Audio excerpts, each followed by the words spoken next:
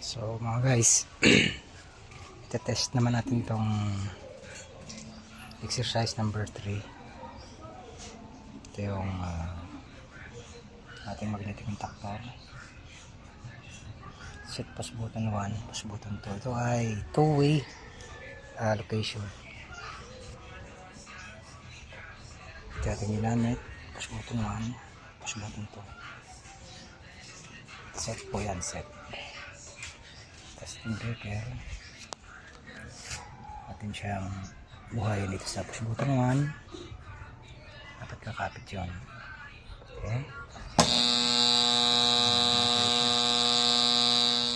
So, pwede natin siyang patay dito sa push button 2. Pwede natin siyang buhayin dito sa push button 2. So, pwede natin siyang patayin dito sa push button 1. So yan ang two-way location switching. Ulit. Okay. Diyan naman natin buhayin. Dito natin siya patayin. Okay. Pwede natin siyang buhayin dito. Pwede natin siyang patayin dito. Okay. So perfect. Yung ating wire delta, ito yung ating two-way location switching.